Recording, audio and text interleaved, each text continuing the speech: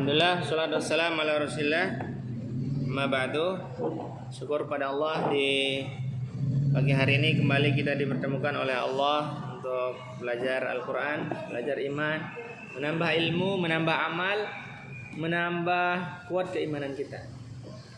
Ya, disebutkan dalam sebuah riwayat bahwa kalau kita setiap hari itu diperintahkan, diwajibkan untuk menambah 3 hal tadi ya.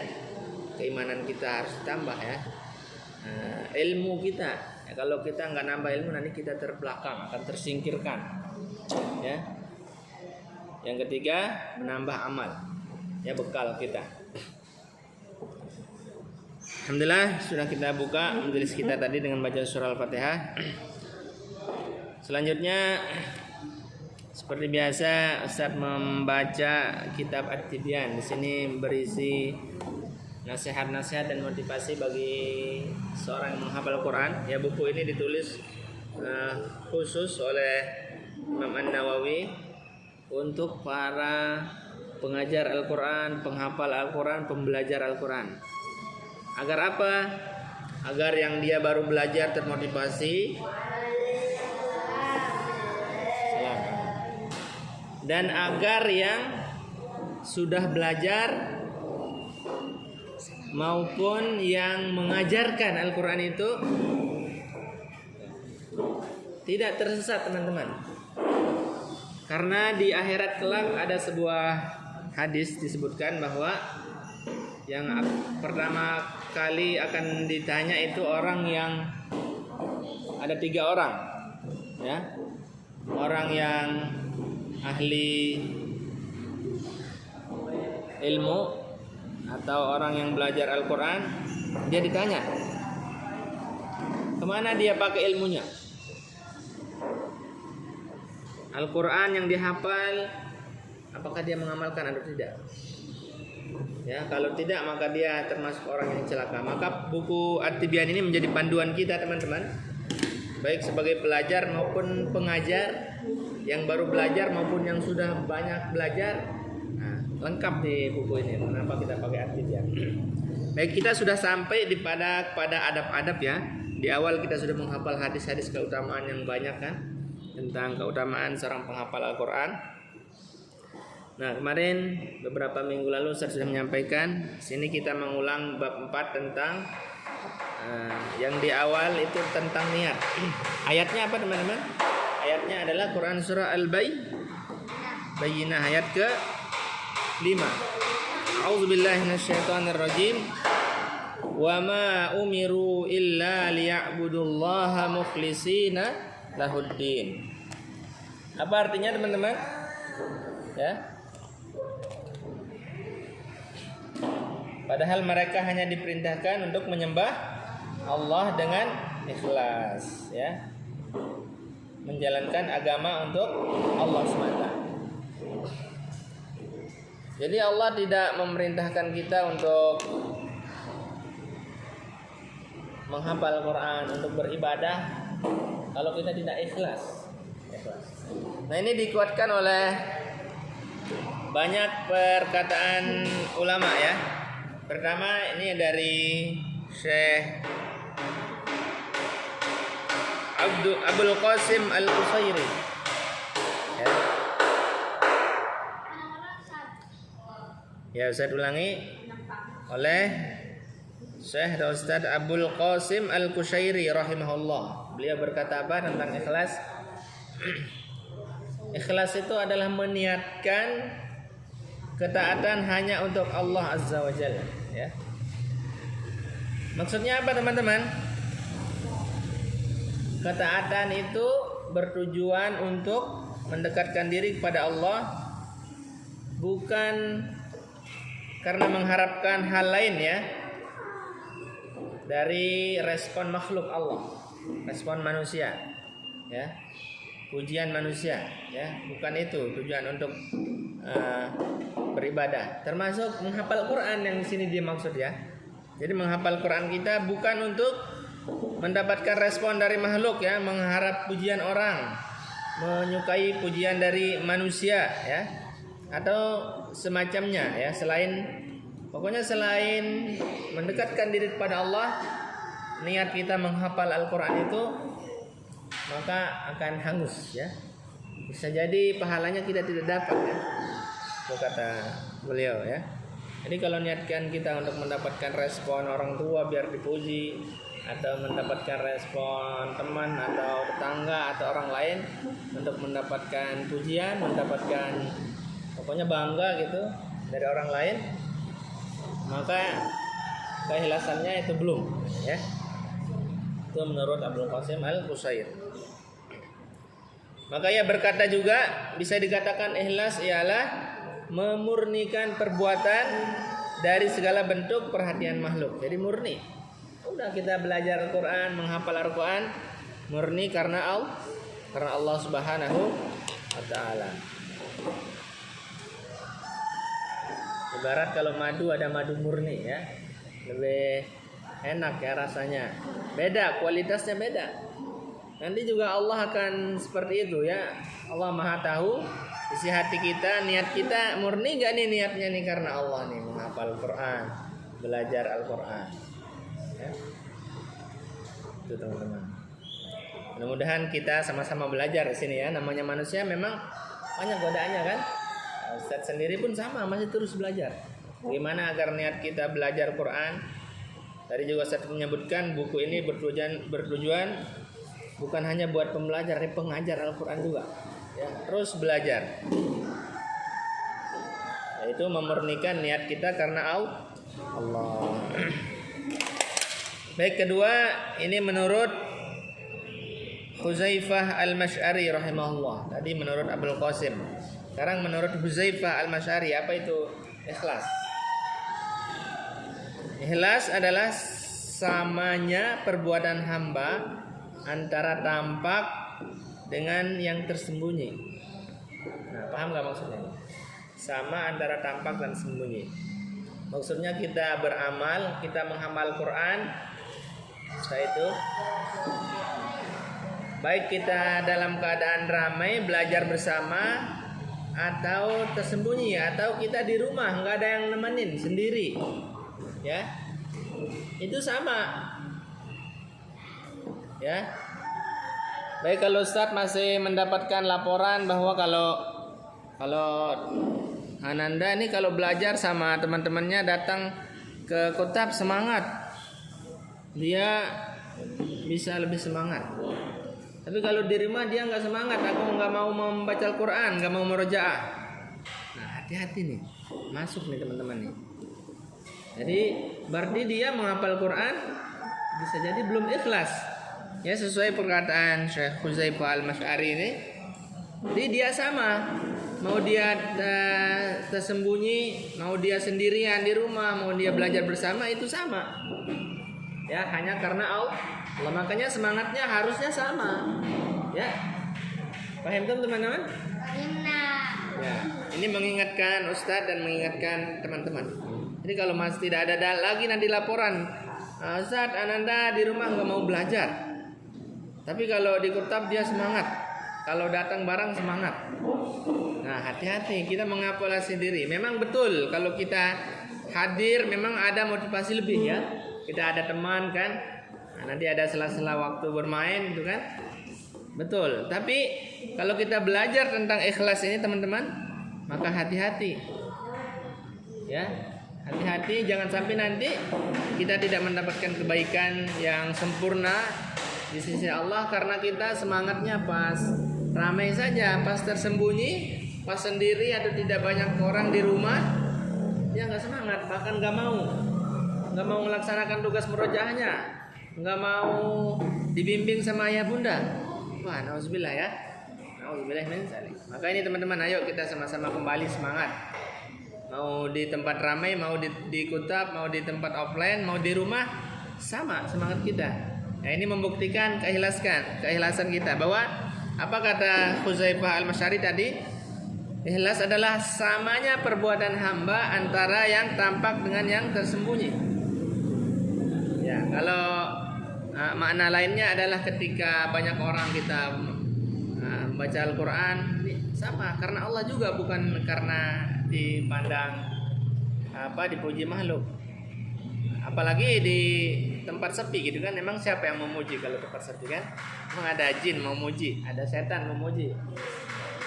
Ya sama, karena Allah. Di tempat sepi pun karena Allah, di tempat ramai karena Allah.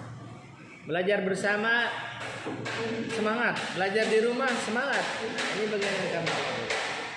Insyaallah ya teman-teman ya, bisa kita praktekkan ini penjabaran tentang makna ikhlas ya menurut beberapa ulama, para syekh tadi.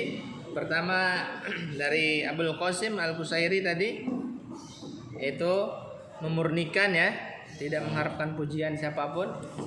Kemudian yang kedua menurut Khuzaifah Al-Masy'ari rahimahullah tadi, sama ya, ikhlas kita, semangat kita sama di tempat ramai maupun di tempat sepi, di tempat barang-barang maupun di rumah.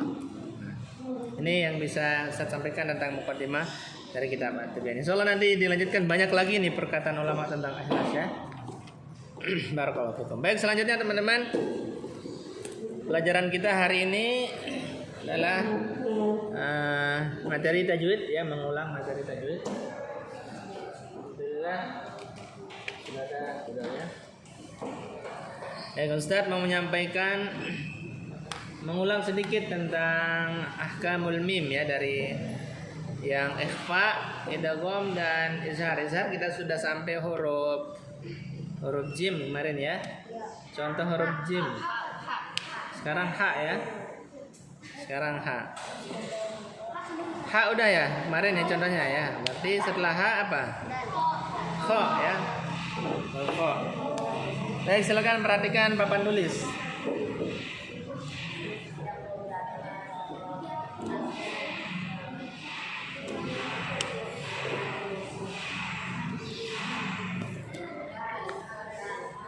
Perhatikan papan tulis teman-teman, dan boleh dibuka Al-Qur'annya, nanti contohnya di surah Al-Bayyinah ayat ke-7.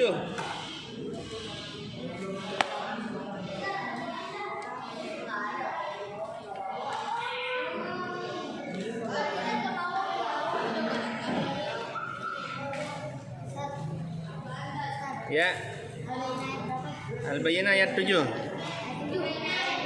Itu contoh izhar syafawi, mim sakinah bertemu dengan huruf kha.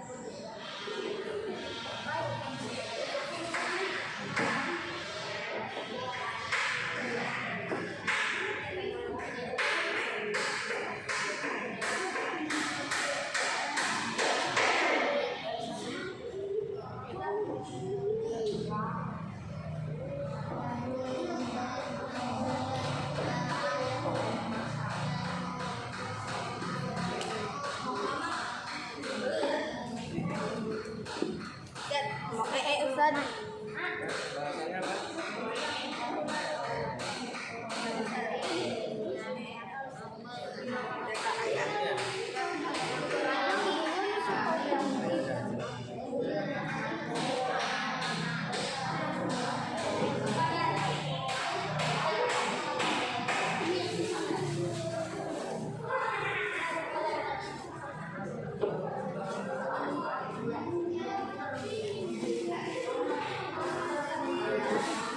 Baik teman-teman, perhatikan papan tulis.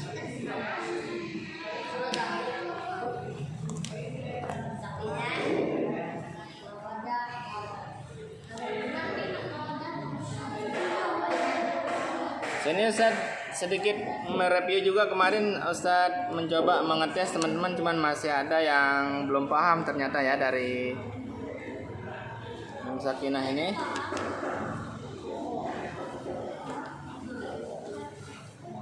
Jadi di hukum Mim Sakinah itu Ustaz tulis mimnya besar ya, huruf mim.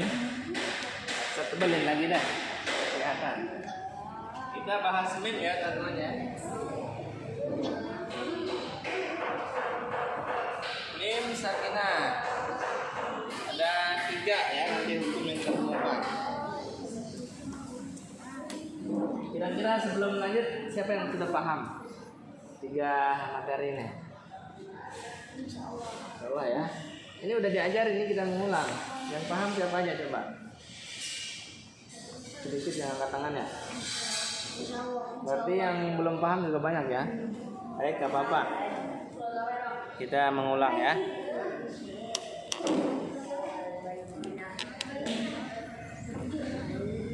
Jadi teman-teman, di level 2 ini kita membahas tentang Mim Sakinah.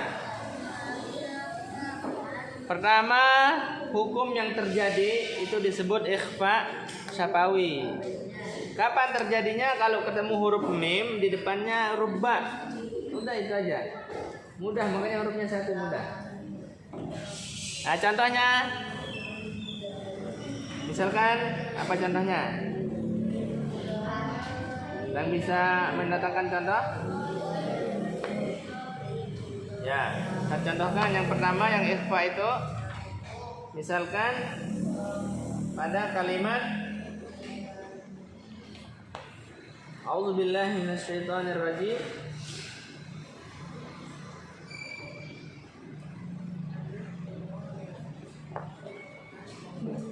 Contoh yang bertemu ba, yaitu di surah Al-Adiyat. Inna rabbahum bihim yauma idzil lakhabir. Hum bi, mim depannya ada ba, gitu kan? Ya, ikhfa syafawi. Pokoknya ada mim sakinah, mim ya, pas mim di depannya huruf ba. Banyak nanti kan di Al-Qur'an ada mim di depan ba. Ada apa? Ada mim sakinah, di depannya ada ba. Apa namanya? Ikhfa syafawi, bahas mim ya. Mudah, insyaallah. Yang kedua mim. Nah, ini lebih mudah lagi malah ini ya. 2 mim bertemu. Idgham mimi atau idgham mislain. Mim ketemu, mim contohnya di surah Quraisy, allazi at'amahum min hum mi lagi. Nah, ditahan, idgham masuk mimnya ya. At'amahum min ju'. Nah, yang ketiga izhar syafawi, kita sudah bahas dari beberapa pekan kemarin. Dari hurufnya dia paling banyak. Apa saja selain mim dan ba? Berarti alif, ta, sa, jim, dal, zal, ra, zai, sin, shin, shad, dal, ta, za, ain, ghain, fa, kaf, kaf, lam, nun, waw, ha, ya. Mimnya bukan. Selain mim dan ba, dia paling banyak. Sekarang contoh di huruf kha, ya, mim bertemu dengan kha. Lihat contohnya di sini. Ulaika hum khairul bariyah. Hum. Nah, teman-teman juga harus paham izhar itu apa, idgham itu apa, ikhfa itu apa. Baru nanti bisa bacanya dengan baik. Ikhfa ini artinya samar. Ya, samar-samar ada gunnahnya. Kemudian idgham. Idgham artinya masuk ya atau melebur. Ini ada gunanya juga teman-teman. Nah, izhar baru jelas nih. Jelas tidak ada gunanya. Ya. Ini yang jelas nih, hati-hati ya. Yang ikhfa ada gunahnya, yang idgham ada gunahnya. Yang izhar tidak ada gunahnya, jelas. Nah, maka cara bacanya lihat tadi di contoh huruf kha.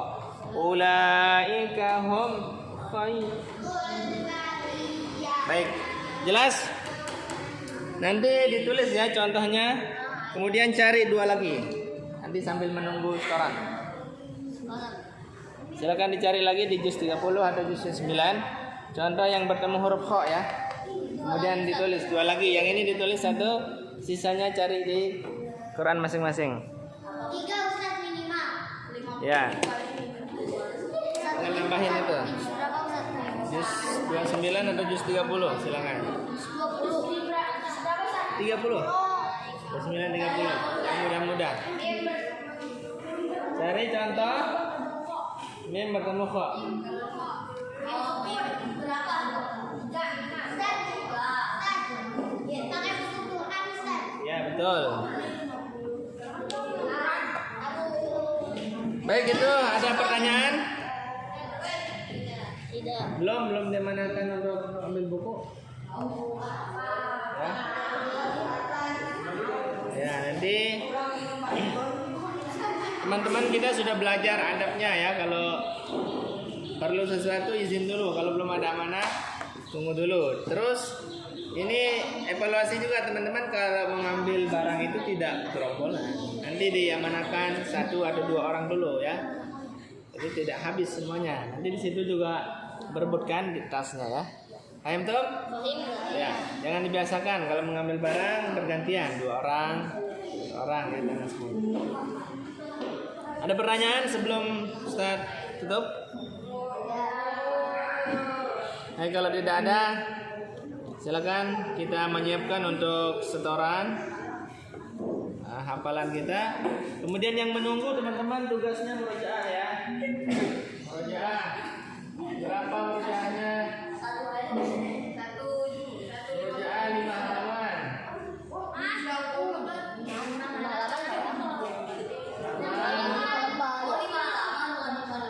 Persiapan.